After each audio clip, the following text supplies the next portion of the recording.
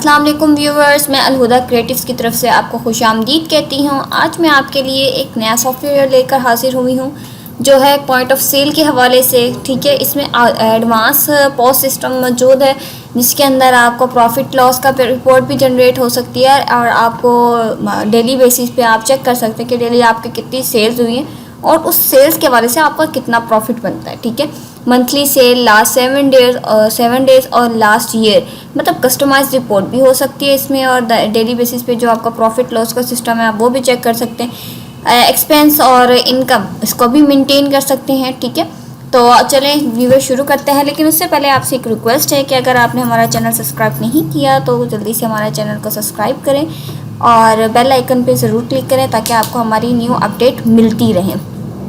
तो चलिए जब आप शुरू करते हैं, वीडियो को आखिर तक ज़रूर देखिएगा ताकि आप इसको अच्छे से समझ सकें।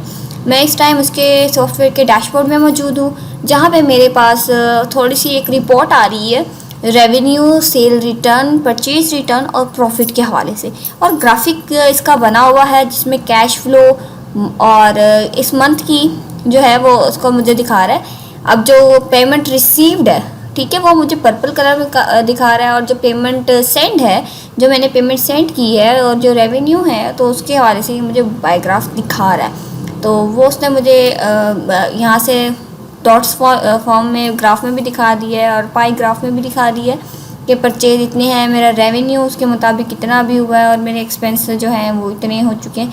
एक्सपेंस वगैरह डाल भी सकते हैं और आप वो भी कर सकते हैं। अब यहाँ देखिए कि एक ही चीज़ के 3 बार उसने मुझे 3 ग्राफ्स के ज़रिए दिखाया गया है। ठीक है, और उसके बाद जो यहाँ दिखाया गया, अब यहाँ पे आपको थोड़ी सी कस्टमाइज रिपोर्ट का भी ऑप्शन है जिसमें आपको सेल्स दिखा रहा है कि किस चीज़ की सेल्स हुई हैं और उसके बाद परचेज़ की दिखा रहा है कि किस किस ने कहाँ से परचेज़ किया, सप्लायर कौन था, उसका स्टेटस कौन सा है। ठीक है, कोटेशंस का बताएगा, पेमेंट्स क्या बताएगा, क्या आपको एज अ गिफ्ट आपने दिया, आपने कैश दिया या जो भी था, और प्रोडक्ट बेस्ट सेलर्स में जो प्रोडक्ट सबसे ज़्यादा सेल हो रही होगी और वो उसका भी आपको यहाँ पे दिखाएगा। अब बेस्ट सेलर क्वांटिटी, अब ये इसको बताएगा कि बेस्ट अब तक सबसे ज़्यादा कौन सी चीज़ कितनी सेल हुई है। ठीक है, प्रोडक्ट डिटेल भी आपको दिखाएगा कि ग्रैंड टोटल उसका ये बन रहा है। आज जनाब अब इसमें हम थोड़ा सा फर्दर आगे बढ़ते हैं। इसमें हम प्रोडक्ट का देख लेते हैं कि प्रोडक्ट में हमने प्रोडक्ट किस तरह ऐड करनी है, प्रोडक्ट परचेज़ किस तरह करनी है और उसके बाद उसका सेल किस तरह करना है। बाकी सारी चीज़ें आप अगर अकाउंट वगैरह को देखते हैं या आपका कोई बिज़नेस है तो आपके लिए समझना इतना मुश्किल नहीं होता। तो सबसे पहले हम प्रोडक्ट को समझ लेते हैं कि हमने प्रोडक्ट किस तरह ऐड करनी है, उसके बाद हमने उसकी परचेज़ किस तरह करनी है, हमारी कौन कौन सी प्रोडक्ट हैं, किस किस कैटेगरी की, उसके बाद हमने परचेज़ क्या क्या करना है और उसको हमने सेल किस तरह करना है। तो सबसे पहले हम आ जाते हैं प्रोडक्ट के अंदर। प्रोडक्ट के अंदर सबसे पहला जो मेन्यू आ रहा है वह है कैटेगरी का। जब तक हमारे पास कोई कैटेगरी नहीं होगी हम अपनी प्रोडक्ट को कैटेगरी लिस्ट नहीं दे सकते। ठीक है, और कैटेगरी एक कंपल्सरी चीज़ होती है जब भी हम कोई प्रोडक्ट बनाते हैं।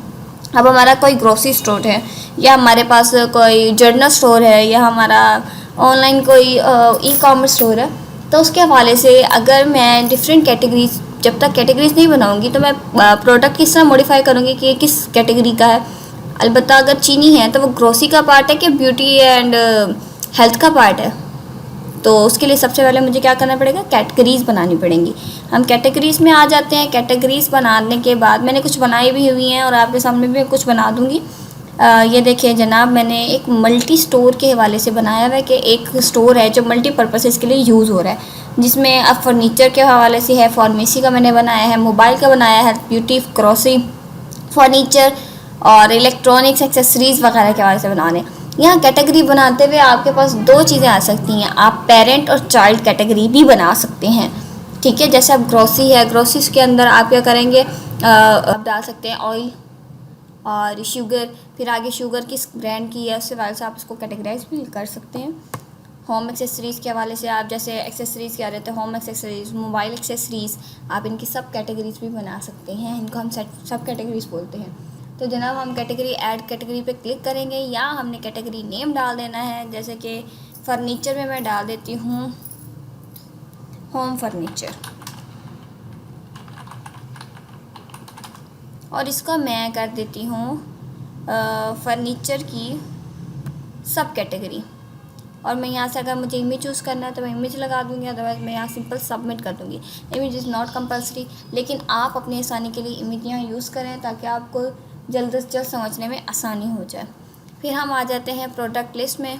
प्रोडक्ट लिस्ट के अंदर वो सारी प्रोडक्ट शो हो रही हैं जो कि हमने ऑलरेडी इस पर लगाई हुई हैं। हम ऐड प्रोडक्ट पे क्लिक करते हैं। ऐड प्रोडक्ट पे क्लिक करने के बाद हम यहाँ से चूज़ कर देंगे कि हमारा प्रोडक्ट टाइप कौन सा है, स्टैंडर्ड है, कॉम्बो है, डिजिटल है, सर्विसेज का है।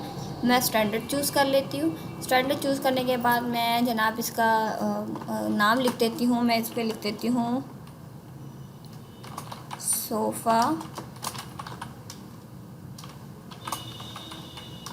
सोफ़ा कम बेड, और प्रोडक्ट कोड जो है मैं डाल देती हूँ 0012। ये मैं अपनी मर्ज़ी से भी डाल सकती हूँ, लेकिन मुझे डालना लाजमी है उसका। अच्छा, बार कोड इसके हवाले से दे रहा है तो उसके अंदर मैं यहाँ से कुछ मैंने बनाए हुए हैं बार कोड, तो मैं यहाँ से इसका कोई भी एक बार कोड चूज़ कर लेती हूँ। बार कोड चूज़ करने के बाद मैंने ब्रांड्स अगर अभी नहीं बनाए हुए तो मैं अभी यहाँ से वो कर देती हूँ। सिंपल एक ही ब्रांड मैंने बनाया हुआ है तो मैं उसको चूज़ कर देती हूँ। फिर कैटेगरी में हम आ जाते हैं। कैटेगरी में हम जनाब इसको फर्नीचर की कैटेगरी चूज़ कर लेंगे, और यहाँ पे हम आ जाएंगे प्रोडक्ट के अंदर कि उसका प्रोडक्ट यूनिट कौन सा है। हम कर देते हैं चलो हम यूनिट बाद में भी इसको कर देते हैं। इसका ऐसा करते हैं, हम 1 मिनट के लिए यूनिट भी ऐड करने का मैं आपको बता देती हूँ कि यूनिट वगैरह कहाँ से ऐड होंगे। सिंपल हम आ जाते हैं जनाब ज़रा सेटिंग के अंदर, ताकि हम ब्रांड्स और यूनिट भी डाल दें।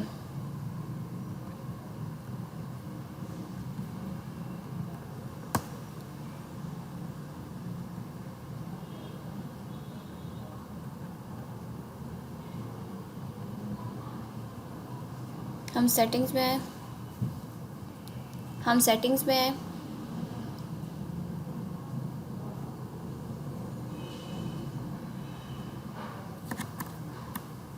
सेटिंग में आने के बाद जनाब थोड़ा सा इसको मैं नीचे ले आती हूँ। अब यहाँ पे देखें ब्रांड और यूनिट का ऑप्शन मौजूद है। हम ब्रांड में आते हैं।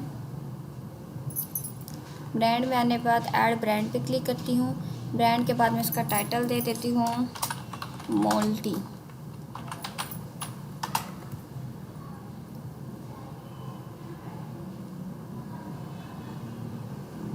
और इसी तरह से मैं यूनिट में आ जाती हूँ। यूनिट कोड में डाल देती हूँ 001।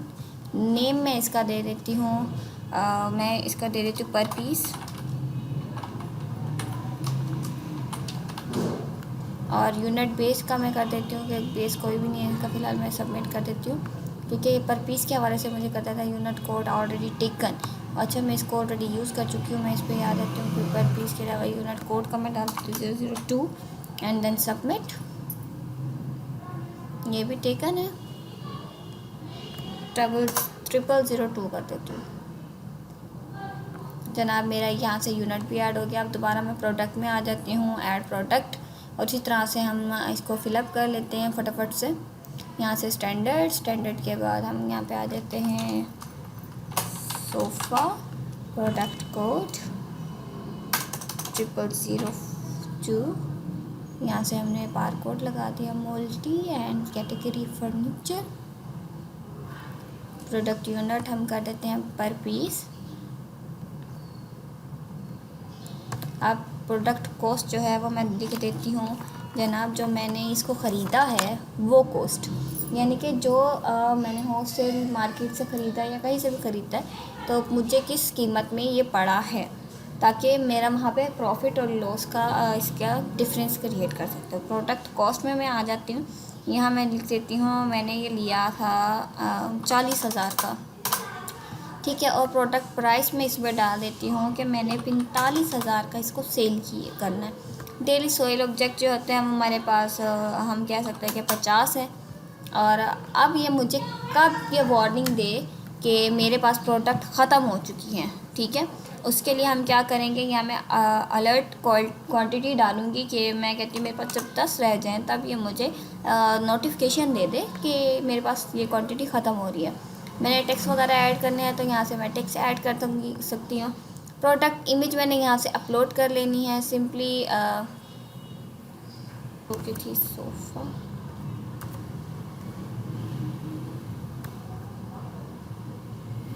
ये मेरी इमेज आ गई। उसके बाद मैंने इसके यहाँ पे डिस्क्रिप्शन लिखना है, तो डिस्क्रिप्शन आप यहाँ से मेरे फ़ीचर, यहाँ पे एडवांस फ़ीचर एक ये है कि मैं इसकी प्रमोशनल प्राइस भी रख सकती हूँ, प्रोडक्ट की एमआई और सीरियल नंबर भी रख सकती हूँ, प्रोडक्ट का बैच और एक्सपायरी। जैसे अगर कोई खाने पीने की चीज़ है या सिंपली कोई मैन्युफैक्चर की चीज़ है तो उसकी एक्सपायरी डेट भी मुझे मेंशन करनी होगी, तो उसके हिसाब से मैं इसका रख सकती हूँ। और different prices in warehouses, मतलब कि अगर मेरी कोई और ब्रांच है तो उनके अंदर कोई डिफरेंट प्राइसेस हैं तो मैं इसको भी कर सकती हूँ। मैं कर देती हूँ दिस प्रोडक्ट हैज़ वेरिएंट, ठीक है। बाय साइज़ मैं इसको कह देती हूँ कि इसका साइज़ तो नहीं है, कलर मैं कह देती हूँ blue, red, green, orange, maroon.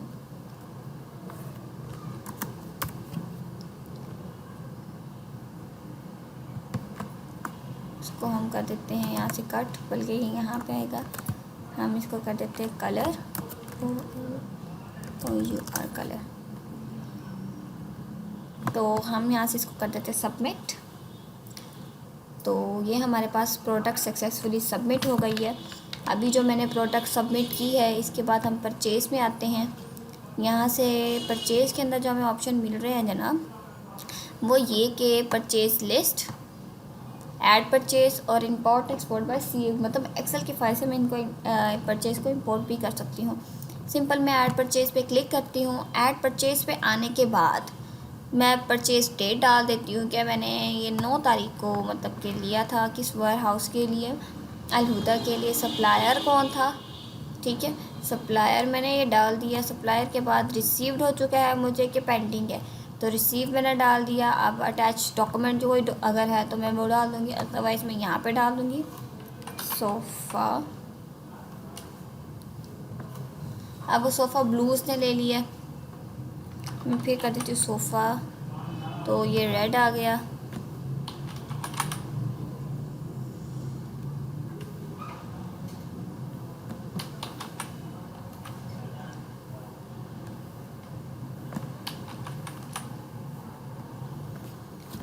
अब ये मैंने उससे रेलिवेंट जो थे वो डाल दिए। अब 40-40 हज़ार की ये चीज़ है, तो उसके बाद बैच नंबर मैं इनका कर देती हूँ। क्वांटिटी में डाल देती हूँ कि इसके मैंने 10 लिए, इसके मैंने 15 लिए हैं, इसके मैंने 13 ले लिए हैं, इसके मैं कर देती हूँ कि इसके भी मैंने 10 ले लिए हैं, और इसका मैं कर देती हूँ मैंने 5 लिए हैं। उसके बाद जनाब बैच नंबर मैं डाल देती हूँ। बैच नंबर हम कर देते हैं सेम, और इसके एक्सपायरी डेट वगैरह तो मुझे डालनी नहीं है क्योंकि एक्सपायरी डेट और बैच नंबर इसका था नहीं। तो यहाँ से हमने क्या किया, इसका उसने खुद ही टोटल कर दिया। टोटल करने के बाद मुझे अगर कोई डिस्काउंट हुआ तो मैं वो डाल सकती हूँ। उसके बाद मेरे पास शिपिंग चार्जेस जो थे मैंने वो डाल देने हैं।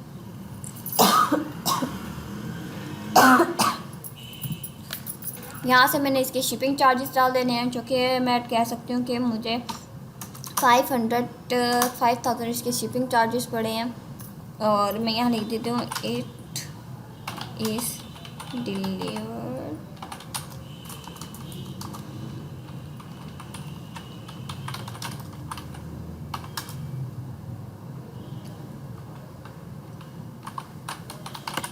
मैं सिंपल एक नोट डाल देती हूँ। नोट डालने के बाद मैंने यहाँ से इसको सबमिट कर दिया। अब ये देखिए कि मेरी प्रोडक्ट भी सक्सेसफुली क्रिएट हो गई है। अब मैं परचेज़ लिस्ट में आऊँगी, फिर मैं यहाँ से स्टॉक देखूँगी कि मेरे पास क्या क्या चीज़ है और कौन कौन सी चीज़ स्टॉक में है।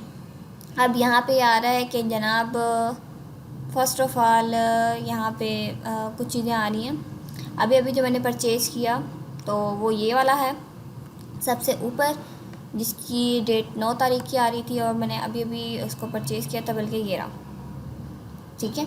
अब हम क्या करते हैं, अब हम सेल में आते हैं कि जो इंसान हमसे सेल कर रहा है। सिंपल पॉज में आए, पॉज में आने के बाद यहाँ कैटेगरीज आ रही हैं, हम कैटेगरी सिलेक्ट कर लेते हैं। हम यहाँ से कर देते हैं फर्नीचर एक्सेसरीज़। फर्नीचर के बाद आप ये देखिए आगे सोफ़ा कैटेगरीज, यहाँ पे हमने सोफ़ा पे क्लिक किया। एक आइटम हमारे पास क्या है, हम चूज़ डेट करते हैं कि आज की डेट में ही वो गया है। रेफरेंस नंबर हम डाल देते हैं 1452। हमने कोई कस्टमर का अगर बनाया हुआ है तो कस्टमर यहाँ पे शो हो जाएंगे, नहीं तो हम यहाँ से ऐड न्यू क्लिक करके वीआईपी कस्टमर ऐड कर लेंगे। नेम हम कर देते हैं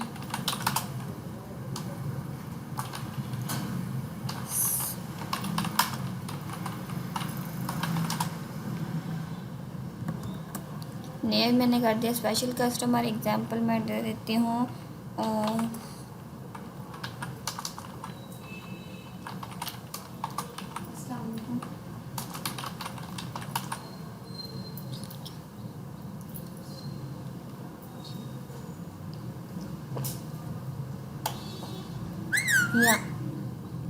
यहाँ मैंने कस्टमर जीमेल लिख दिया, phone number, address, city and then submit. ये मेरा जनाब कस्टमर क्रिएट हो गया। अब यहाँ से मैं उसको सिलेक्ट कर देती हूँ जो कि था स्पेशल कस्टमर के नाम से।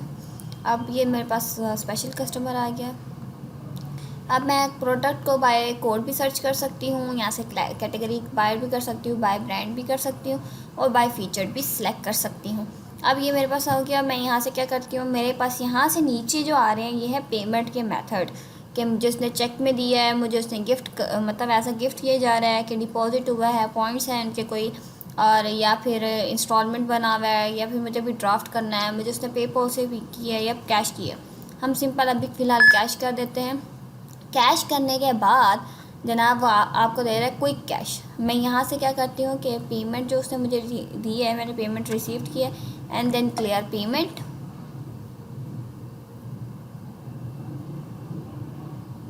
पेमेंट नोट कर देती हूँ कि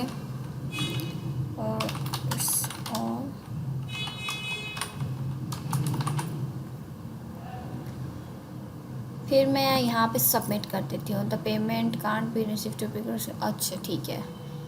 अब हम यहाँ पे क्या कर देती हूँ कि 4500 इसने मुझे दिया एंड मैं इसको कर देती हूँ सबमिट। याद है,